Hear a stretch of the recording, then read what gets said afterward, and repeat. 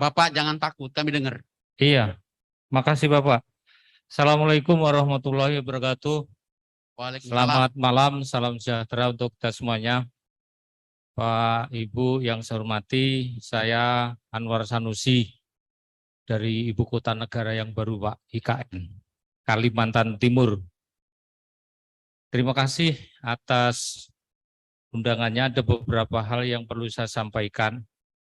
Sebenarnya kalau berbicara dana, anggaran gampang Pak. 70% kasihkan ke daerah, 30% pusat, selesai itu sebenarnya. Itu aja kuncinya. Enggak banyak kok. Jadi Bapak sampaikan, kenapa sih daerah takut untuk mengangkat P3K? Jujur Pak, kami kemarin takut Pak. Bener enggak ini? Jangan-jangan nanti enggak bener, gajinya daerah yang suruh nalangi. Itu teman-teman yang saya tanya di daerah-daerah, kenapa sih? Takut BPKD-nya, jangan-jangan uangnya ini enggak diberi sama pusat. Kita lagi yang kalang kabut dengan guru-guru. Nah itu mohon nanti kalau memang iya dana itu memang ditransfer dari pusat, tolong BPKAD itu juga diundang Pak. Jadi kalau kami sewaktu-waktu nanti rapat di daerah, itu gampang saya ngomong. Loh itu lo mau dibayari oleh pusat misalnya gitu. Kalau iya lagi, ada enggak SK-nya itu? Apa perlu SK atau enggak? Atau otomatis? Supaya kami enak Pak. Yang kedua, ketika nanti dana yang sudah muncul itu disebutkan yang harus dibayar itu mulai kapan? Mulai dia dinyatakan lulus atau mulai mendapat SK. Karena kalau melihat yang Bapak tampilkan itu adalah 14 bulan. Kalau 14 bulan berarti kan setahun penuh akan dibayar. Nah, yang kami terima di daerah SK itu bermacam-macam. Tidak sama terbitnya SK itu. Nah, mungkin itu untuk mohon perhatian dari keuangan agar kita nanti di daerah lebih enak. Sekali lagi saya tidak banyak panjang lebar tetapi kuncinya satu seperti tadi apa yang saya sampaikan Pak. 70% kasihkan ke daerah, 30% di pusat gitu. Terima kasih. Assalamualaikum warahmatullahi wabarakatuh. Waalaikumsalam warahmatullahi wabarakatuh. Terima kasih Pak. Baik, mau directly aja Pak, nanti kita kumpul lagi. Ini sudah 2 pertanyaan. Karena setelah ini Pak ternyata dari Kemendagri ada juga nih para narasumber. Ibu Ira katanya juga siap. Baik, satu lagi pertanyaan. Silakan Pak.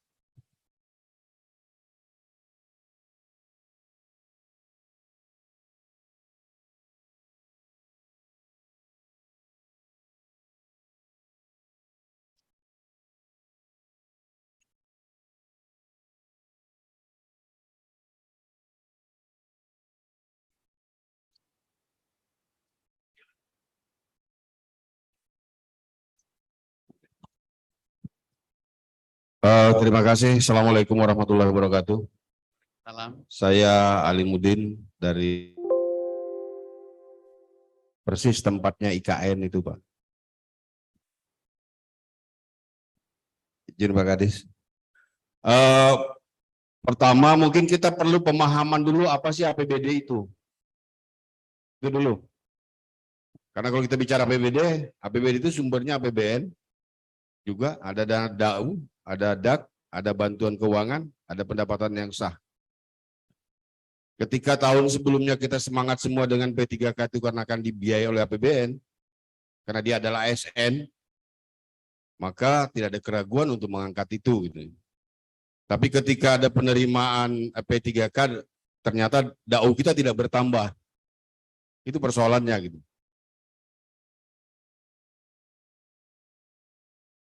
Saya tiap tahun jadi panitia anggaran, jadi agak paham yang Bapak sampaikan itu. Tapi kalau lihat slide itu sebenarnya jelas itu. Ya, bahwa dana itu juga dari APBN. Tapi Pak Kadis tadi sebenarnya bilang ya 70% betul juga gitu. Supaya kita mengatur sendiri gitu. Itu yang pertama. Yang kedua, dalam penggajian saya ini miskomunikasi juga. Saya 6 tahun jadi kepala BKD. Ya, kalau dulu aturannya jelas bahwa yang dimaksud hari pertama kerja itu ya tanggal 1. Paling banter tanggal 3. Di dalam Permenkyu dijelaskan, di keputusan kepala BKN juga dijelaskan, Perka juga dijelaskan. Bagi daerah mengacu kepada Permendagri. Kira-kira seperti itu. Di pasal 23, mohon maaf kalau salah, di ayat 4 atau 3 dan 5, itu jelaskan, bagi yang bekerja pada hari pertama kerja, bulan berkenaan, gajinya dibayarkan pada bulan itu. Ya. Bagi yang hari kedua dan seterusnya, dibayarkan bulan berikutnya. Nih teman-teman TAPD di tempat saya berbeda pendapat dengan saya. Kalau saya, mereka harus dibayarkan. Mereka kerja untuk negara, tidak ada orang yang bekerja di negara yang tidak dibayar. Gitu. Persoalannya adalah TMT-nya saya buat tanggal 11 April. Berarti dia harusnya masuk di ayat 5. Pasal 23, Permendagri. Dari Kemendagri ada nggak? Jadi kita sudah bersurat, belum dibalas juga tuh. Itu kemudian ini sekalian aja masih ada Pak Direktur di sini. Kita penerimaan P3K jangan seperti kemarin. Tengah jalan aturan berubah. Ini negara yang kita urus. Tengah jalan berubah standarnya. Ya, kemudian Pak, THL mau dihapus. Ya tadi udah disampaikan sedikit ya. Kita dulu waktu pengangkatan THL PP 43 Junto PP 48 2015 itu jelas itu tidak boleh mengangkat tenaga honorer atau dengan nama apapun, jelas itu. Ini kalau Permenpan aja nggak mempan juga itu Pak, PP aja kita langgar. Karena kebutuhan. Kecuali Bapak tahun ini kita pensiun 10 orang, Bapak isi guru kami 10 orang, tidak ada masalah. Dengan statement seperti itu, ini mohon maaf melenceng sekalian. Dengan statement seperti itu, Bapak membuat kisru di daerah. Saya pikir semua kisru itu. Pasti kisru, banyak tepuk tangan, berarti benar saya. Bikin kisru, menteri bikin kisru. Tapi harus kita akui juga bahwa banyak tenaga honorer di satuan-satuan kerja perangkat daerah yang lain memang perlu. Oleh karena itu pusat bikin SOP apa aja standar norma prosedur itu kan tugasnya pusat itu. Nanti kita ikutin. Ini kalau dipukul rata, silakan bapak-bapak di pusat jadi guru di SD di hutan-hutan sana. Jadi jangan bikin kisru kebijakannya. Itu mungkin ini dari tadi sebenarnya kalau dikasih kesempatan ada Pak Asdep tadi itu. Kalau bicara seperti ini kita hafal Pak, udah kebijakan ASN, kebijakan lain-lain kita sudah hafal gitu ya. Tapi kebijakan-kebijakan di daerah juga harus linear. Sebentar Pak, 1 detik lagi. Ya. Terima kasih Pak. Kalau Ya. tambah. Oleh karena itu mohon jangan bikin kebijakan yang kita sudah susah 2 tahun Pak ya. Bikin statement yang seperti itu. Pak Anwar Sanusi itu benar. Pak Gubernur Kaltim itu tetap aja dia mau itu. Memang ada uangnya Pak ya. Kasihan daerah yang lain nanti. Mungkin itu Pak, saya mohon maaf melenceng, tapi saya lihat Pak Direktur masih ada. Untuk kementerian, janganlah seperti yang kemarin lagi. Oh, satu lagi. Kalau penerimaan tenaga pendidik dan tenaga kesehatan diserahkan kepada Kementerian Pendidikan dan Kementerian Kesehatan, libatkan secara teknis Dinas Pendidikan Kabupaten Kota. Saya kasihan Pak ngelihat kemarin teman-teman begitu pemberkasan. Ini mudah-mudahan dari BKN juga nih. Dilibatkan. Mereka mau bertanya ke siapa? Ya kalau umpamanya kebetulan nanya ke saya masih hafal tata cara pemberkasan CPNS. Kalau yang lain, mereka seperti ayam kehilangan induk gitu. Dalam proses pemberkasan. Di tempat saya, mudah-mudahan di tempat lain tidak. Oleh karena itu, tidak cukup dengan menghadirkan Karena diminta itu cuma staf gitu. Ini kita bicara polisi. Polisi P3K ini kan harus kita lanjuti, Pak. Dilibatkan secara teknis. Oleh karenanya kejadian kemarin, begitu honorer demo, Bapak dari kementerian dengan mudah mengubah sebuah aturan tengah jalan. Demikian, saya mohon maaf jika ada yang kurang berkenan. Wabillahi taufiq wal hidayah. Assalamualaikum warahmatullahi wabarakatuh. Salam. Terima kasih Pak. Baik, 3 penanya saja dulu, 3 pertanyaan. Malah sudah lebih ini 4 pertanyaan. Saya silakan Pak Dian. Iya Pak, dari 3 pertanyaan ini yang larinya ke saya kayaknya cuma sedikit. Pak Anwar Sanusi, iya, kalau misalkan APBN 70% untuk daerah, 30% untuk pusat, beres semua urusan. Itu yang disampaikan Pak Anwar Sanusi. Beres kalau untuk daerah-daerah yang kaya. Tapi bagaimana dengan daerah-daerah yang nanti Tuhan bantu, nanti Tuhan tolong, siapa yang memikirkan mereka? Bagaimana kita merekatkan NKRI? Nah, itulah yang kita pikirkan Bapak Ibu sekalian. Jadi, perimbangan keuangan itu bukan hanya sekedar membagi-bagikan uang, tapi bagaimana kita memeratakan daerah yang tidak merata, kemampuan daerah untuk pelayanan publik yang tidak merata, itulah yang dipikirkan oleh pemerintah pusat.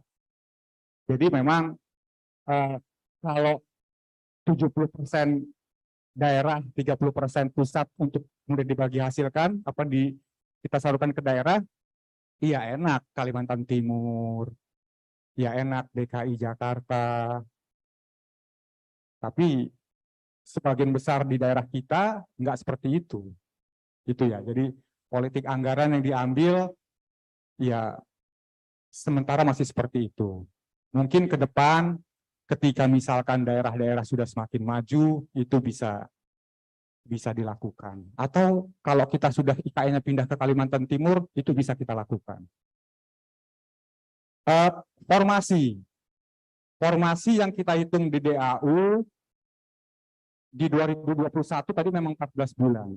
Karena anggapan kita gitu ya, itu kan formasi 2021 berarti sudah diangkat, sudah bekerja sejak Januari gitu ya, jadi 14 bulan. Tapi kalau yang 2022 hanya 3 bulan yang kita alokasikan di mulai bulan Oktober. Karena informasi yang kami peroleh paling cepat diangkat bulan Oktober. Jadi hanya 3 bulan yang kita perhitungkan dalam alokasi DAU tahun anggaran 2022.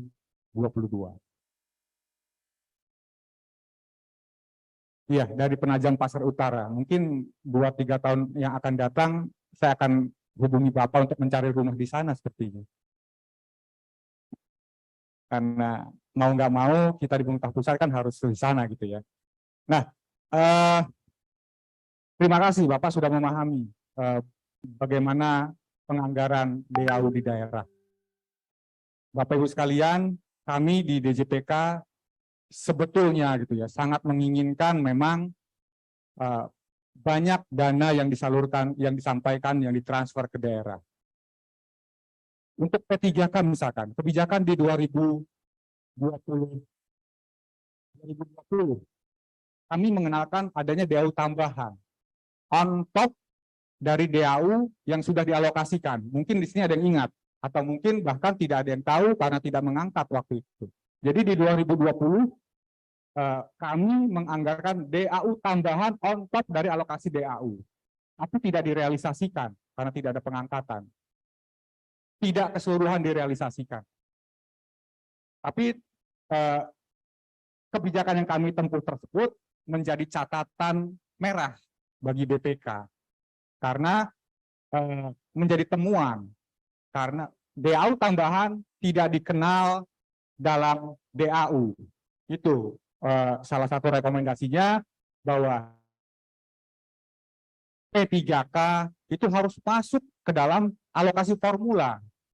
Kalau kami sih senang gitu ya, alokasi DAU ada, kemudian dapat data dari Kemendikbudristek, dapat data dari Kemenpan RB, berapa formasinya, ya tinggal ditambahkan, beres. nggak ada protes dari BPKAD, dari bupati, dari wali kota, dari provinsi yang setiap minggu meminta audiensi pada kami. Beres. Tapi kami tidak bisa mengalokasikan DAU tambahan seperti tahun 2020. Harus masuk ke dalam formula DAU yang berlaku, yang existing. Pertanyaannya, kenapa nggak naik? Itu pertanyaannya. Ya, di 2021, 2022, ya kita tahu kondisinya seperti apa. Penerimaan negara turun, itu kondisinya Bapak Ibu sekalian. Jadi sekali lagi memang kami yang bertugas untuk mengalokasikan itu ada barrier, gitu ya. Ada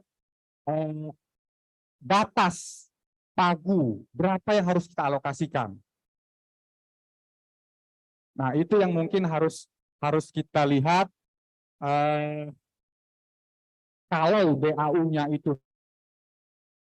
naik, penerimaan pajak naik, penerimaan dalam negeri naik karena dihitung dari PD neto, ya mudah-mudahan DAU-nya naik.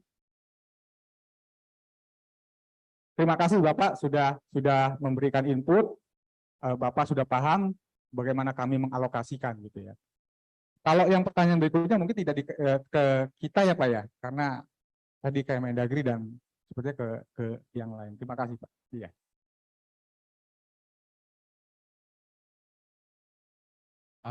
Ada pertanyaan tadi satu, kita sudah terhubung dengan Kemendagri, Pak. Jadi setelah ini, mohon maaf, Bapak Ibu, masih ada narasumber yang sedianya malam ini juga akan memaparkan mungkin sekitar 30 menit. Ya, mohon maaf ya Bapak Ibu, Anda meskipun kelihatannya capek seperti ya, nah hari ini baru tiba langsung kita action seperti itu. Baik,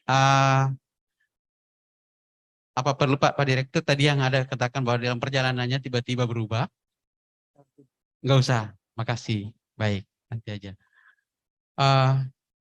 Baiklah Bapak Ibu, tadi 3 pertanyaan untuk sesi dari Pak Dian Putra. Kita cukupkan sampai sini saja dulu. Bapak Ibu, kalau besok pagi, besok ada waktu, Pak Dian masih bisa kan? Baik, kita buka masih lagi untuk informasinya biar lebih komprehensif. Kita upload untuk Pak Dian. Terima kasih. Wabillahi taufiq wa hidayah. Assalamualaikum warahmatullahi wabarakatuh.